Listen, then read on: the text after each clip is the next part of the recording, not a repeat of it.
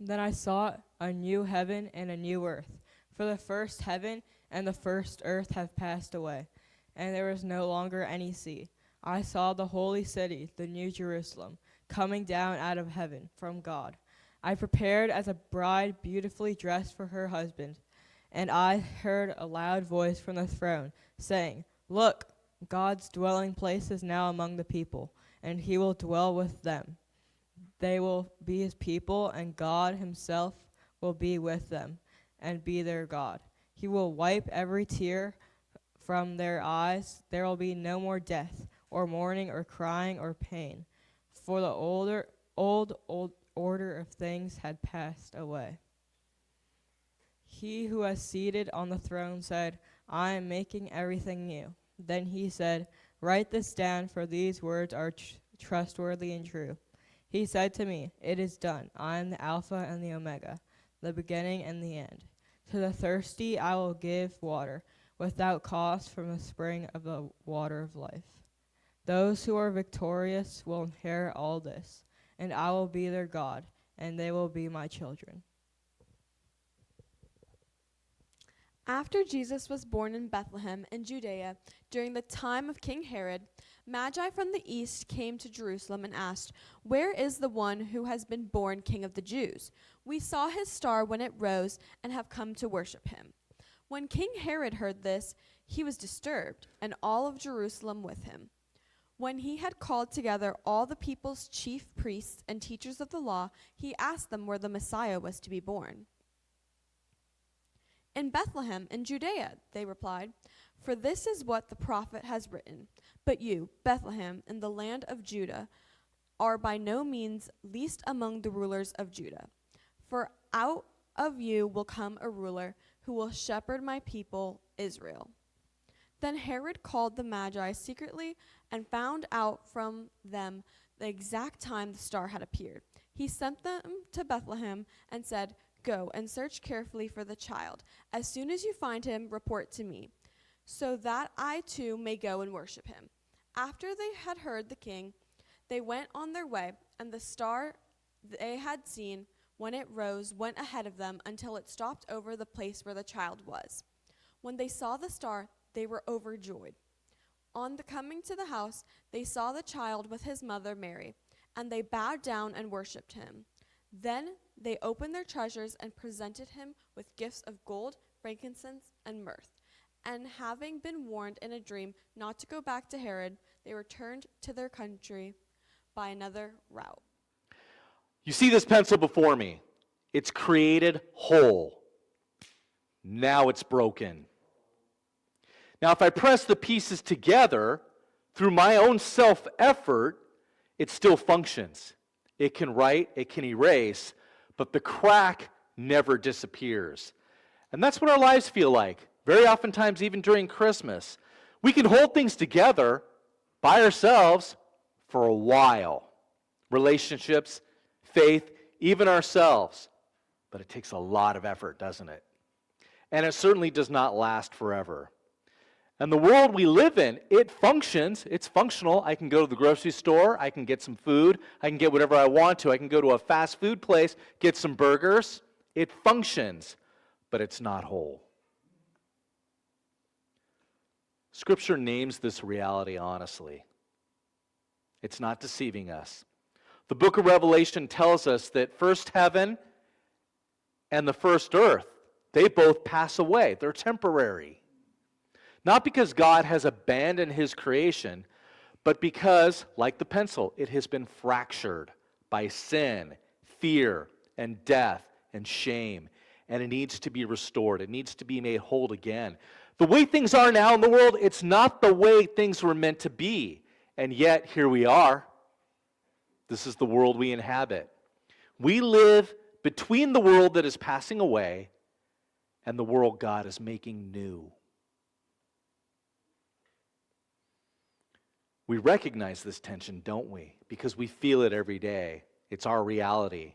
We long for the joy, peace, meaning, the promise of heaven, but we also feel here anxiety, fear, the need to stay in control.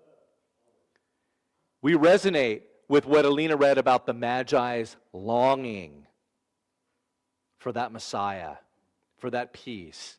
And if we're honest, really deeply honest, we get Herod too. We understand the fear that grips him. We want renewal. We want heaven, but we don't want to lose control. We want Jesus on the throne. We just want to keep our throne too. Is this just me? We want hope, but we don't want surrender. This tension that we feel, it's not a failure of faith. Rather, it's the reality of our faith. It's the line that we walk, that in-between space that we're living in. We live between the world that is passing away and the world God is making new. And it is into this fractured reality that God speaks to us. Revelation 21:5 says, "Behold," Jesus speaking, "Behold, I am making all things new." I'm not replacing the world. I'm healing it. The future God promises is not unfamiliar, but it's finally whole without the cracks. We recognize it. I believe thoroughly, along with C.S. Lewis, that when I see Mount Everest again, I'll kind of see it, I'll kind of recognize it, but it's going to be more Mount Everest-y than it ever was before. It is going to become what God originally intended it to be, unmarred by sin. God does not say to us, "Hey, I'm going to rescue you from creation. I'm going to pull you out of this thing." No, he doesn't say that. He says, "I want to dwell with you." Verse 3, I want to dwell with you there. I'm going to dwell with you in the midst of it. And then finally, here at this point in verse 7, Jesus says, or rather, God says, "I will be their God, and they will be my children." This is the fulfillment of the covenant story. The joy of that day will not merely overshadow our pain. It will remove it as he wipes every tear from our eyes. This is not just a guess about the future. This is not just mere speculation. It is the reality of what will be and what will come. Verse 6, Jesus says, "It is done." An echo of what he said on the cross. It is finished. And now it's done. The end has already been set in motion. It was set in motion at the cross. In the resurrection, it confirmed that things are set in motion. As Jesus rose up, he slowly, over the last 2,000 years, has been pulling all of creation up with him as he is also preparing a place for us, pulling heaven down to us. It began with his birth, a child laid in a manger. Christmas is not a sentimental Hallmark Christmas card. It is an apocalyptic reality. And God is still doing something behind the scenes. God's future has entered in our present. So when God does this, when he speaks, when he starts making things new, people respond. Matthew shows us 3 responses. Take note. We can rejoice, resist, or reroute. Rejoice. The Magi did this initially in verse 10. It says, when they saw the star, they were overjoyed. They rejoiced with overwhelming joy. And that joy definitely is real, but it's only a preview of what was to come. And I'm not talking about Jesus in the manger. I'm talking about Jesus on the throne in Revelation. The joy that we experience now as we worship, no matter how good it is, it's a preview. I think of myself as a little kid when I would rush to the Christmas tree and I would grab the biggest box I could find and I unwrap that and I open it up and it is exactly what I asked for. That joy that I felt in that moment was just a preview, and it fades pretty quickly. But it is a preview of what is to come. The joy is real. There's greater joy coming. As incredible as these moments are, they will not compare to seeing Jesus unveiled in glory face to face. Joy recognizes, or at least gets a taste of the King on his throne. But joy alone does not yet determine our direction here in life. And sometimes we resist. We resist what God is showing us. We resist what God is revealing to us. Take note of Herod in verse 4. He says he called the chief priests and the teachers of the law. He wanted to have a little Bible study. He gathered all the information. What do the scriptures say? And he makes a plan. Not to worship, not to bow before the one who is on the throne, who will be on the throne, but to secure his own throne. Dare I suggest that some of us read the scriptures in that way? I do sometimes. None of it leads to worship. Information without surrender always hardens the heart. And we live in a world where we are information inundated. We have information at the tip of our fingers, at the tip of a screen. And when we get nervous, when we get anxious, one author suggests, we gather more and more data. We imbibe data like some addicts imbibe alcohol to relieve our anxiety, to relieve our stress. Oh, I have an answer. Here it is. And by doing so, we resist the one who has the answers. Herod didn't resist Jesus, the baby Jesus, because he thought he was cruel or because he was evil. He resists Jesus because he represents a world and a kingdom that he cannot control. And before we get too down on Herod, we're the same. And I include me in the we. The old world always reacts this way. When God begins something new, we can feel ourselves initially resist. Fortunately, there's a third response. We see this in verse 12. One possible response is to reroute. I think of it myself when I'm driving along. I know we've all done this, right? You're driving along, you're on the way, you're going in the right direction, and then all of a sudden you zone out and you hear the words on the phone, reroute, reroute. Dang it, I missed my turn. That's okay. You're being redirected. You're rerouting. And the Magi hear this in verse 12. Having been warned in a dream not to go back to Herod, there's the information. See, God doesn't give the Magi new information. He gives them a new direction. The revelation breaks in, reroute, and they returned by another route. When we encounter Jesus, truly encounter Jesus, we never leave the same way. We're changed. Our direction, when we worship Jesus, I'm saying every Sunday, we need a reroute. We should be changing our direction. This implies, and I include myself right in there with it, we get off course, don't we? Church, yes? We get off course. That shows up in different ways, unique to us. Sunday morning, worship, encountering Jesus. It's a time to reroute.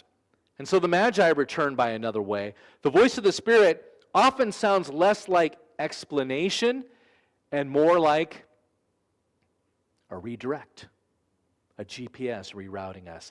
Faith is not just finding Jesus. Faith is letting Jesus change your direction. And the truth is, we were never meant to hold this together on our own. The pencil, our life. But the reality is, when pressure comes, we forget to lean into Jesus. And there are forces within us and beyond us that make it impossible to hold things together. And the pressure blows us apart. And that's why the Magi, they don't just rejoice. They don't resist. They reroute. Now, please understand, I'm not talking about three different kinds of people. These three responses, We all move through them as we live between the world that is passing away and the world God is making new. So Revelation shows us where history is going, the ultimate reality, what we're moving toward. Matthew shows us how people respond when that future shows up unannounced and shows up early. Jesus is the beginning of that renewal, and he'll show up in our lives early as well. The good news, one day the rerouting will be over. The crack will disappear, and we can relax in the presence of God who holds everything together. We get a taste of that now. One day, well, it'll be our reality, our daily reality. This promise is not for the flawless, but for the faithful, for those who keep trusting Jesus to the very end. And we hold on not because we're strong enough to hold on, but because he is the one holding us together. We live between the world that is passing away and the world God is making new.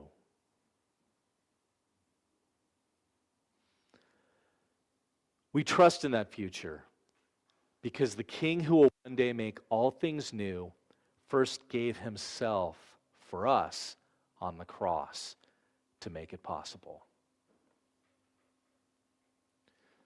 Believe it or not, I'm going to pray for us. Nice, short, and sweet, but I want it to sink in. And I want you to reflect. We're going to move into a time of communion, and I'm going to give you a chance to respond. And by the way, Preston is right. You can break in at any time during a sermon and say, whoa, what do you mean by that? But I want to give you a chance to do that now. Here are a couple questions that I want you to consider as we go into communion.